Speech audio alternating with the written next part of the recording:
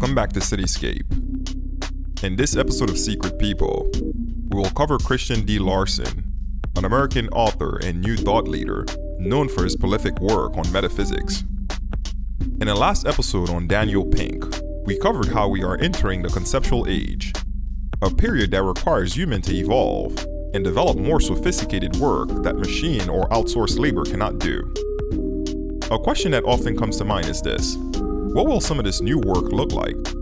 We're already getting a glimpse of new industries through jobs like YouTube or Instagram influencer, but our guest in this episode gives us a far more profound insight of what some of this new work will be.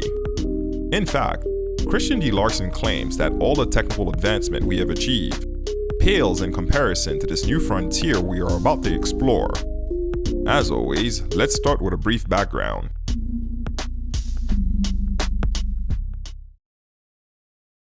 Christian D. Larson was born in Iowa in 1874. He attended Iowa State College and a theological school in Meadville, Pennsylvania. Little is actually known about his personal life, except that he became interested in metaphysics in his early 20s. At the age of 24, Larson moved to Cincinnati, Ohio, where he organized a New Thought temple at his residence. In September of that year, Christian D. Larson began his long career as an author. He has written over 40 books. Among the best known are Poison Power, Your Forces and How to Use Them, and Mastery of Self. This episode, of course, will cover what I believe is his best work, Steps in Human Progress. There are very few work that have impacted me as much as this book. It revealed to me a world that transcended money chasing. Therefore, it is a pleasure for me to share the insights I have learned from this book. Steps in Human Progress is separated into 3 chapters. Chapter 1 covers the higher self. The second chapter covers higher truth. The last chapter, Steps to the Spiritual, is absolutely breathtaking and is truly meant for the advancing soul. In the context of this episode, however, the section that is relevant to us is Chapter 1. The title of Chapter 1 hints at this new work that awaits us. It is called the higher self, and as the title implies, our job will be to bring forth a higher human. The book starts by stating that humans are a little bit like books. Each person you meet has different content inside them. The cover of a book doesn't necessarily tell you what kind of content it contains, and it is the same with people. The appearance of a person doesn't necessarily tell you what's inside them. The inside and outside of a person can be a horrible mismatch. But there are, as Christian D. Larson puts it, deluxe editions. A deluxe edition is a book that has great content and a great cover. Hence, both the inside and outside are beautiful and well developed. Rarely, however, Larson claims, do we meet a human deluxe, a person that is both beautiful on the inside and on the outside.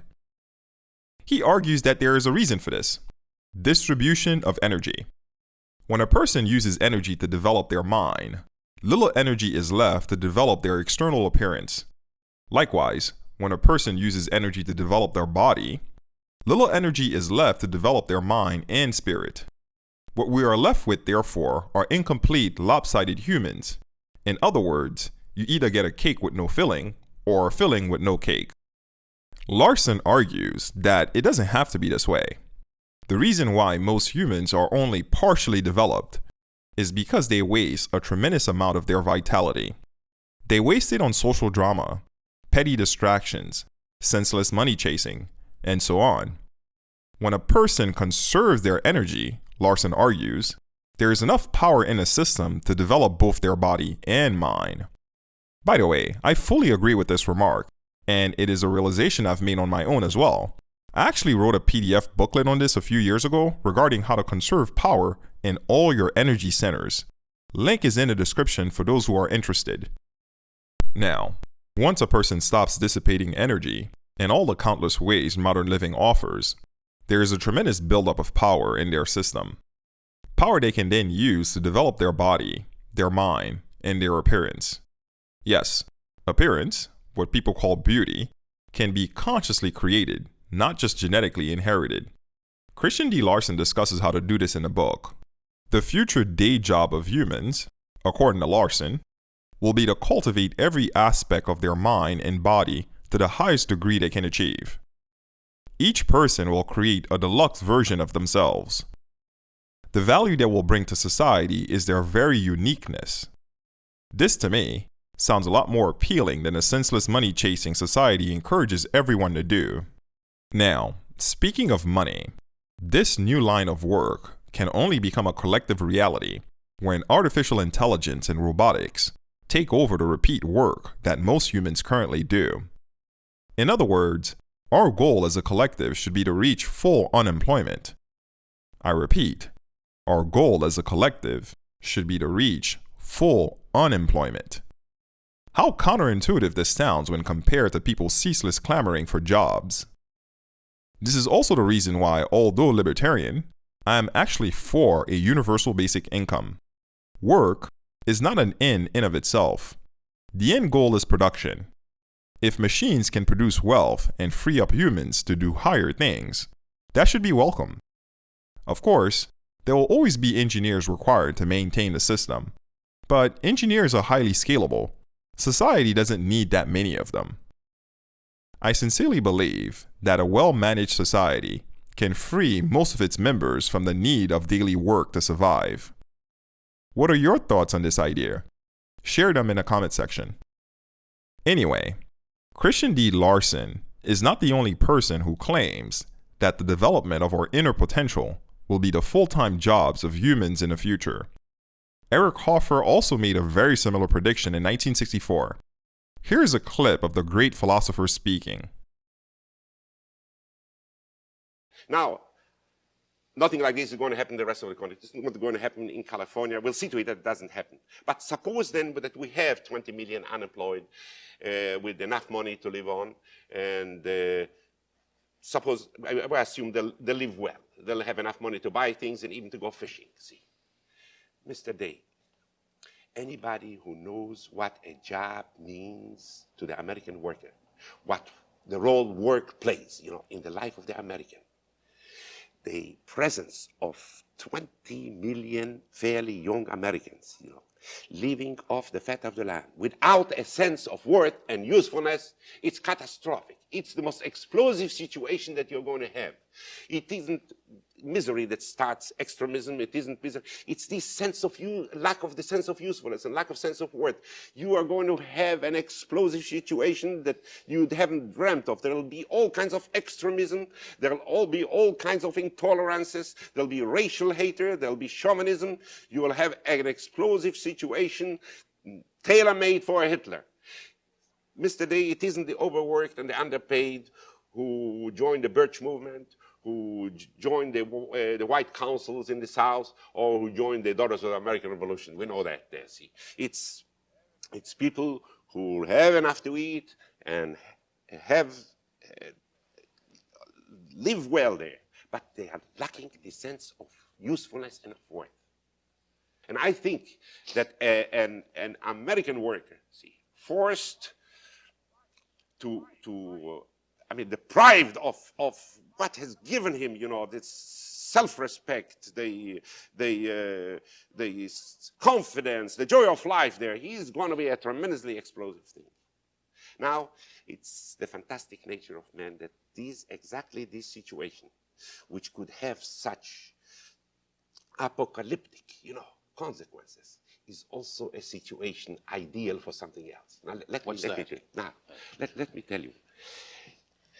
In other words, a situation where you have a population living, having enough to live on, but without a sense of usefulness and worth, is ideal for the growth and the realization of talent. This is the most surprising thing that hit me.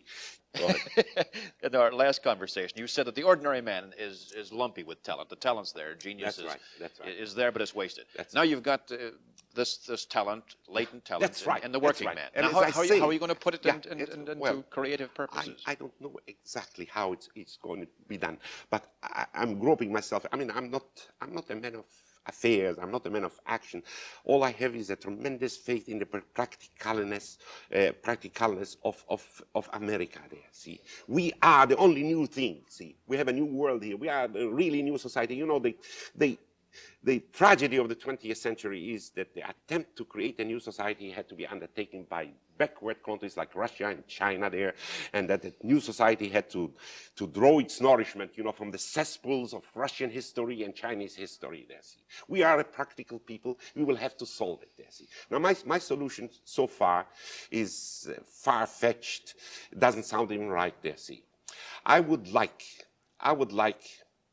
to form a new state. You take a slice of Northern California, a slice of Southern Oregon, and I would form a new state, the state of the unemployed. And it will be run by the University of California. The unemployed, or anybody else there, see. The moment you cross the border, papa, mama, baby, you all become students, see. And you're going to study all your lives, see. And the purpose of that state there will be to do what we are supposed to do, to finish God's work, see. This is the real purpose in life. As I told you before, Mr.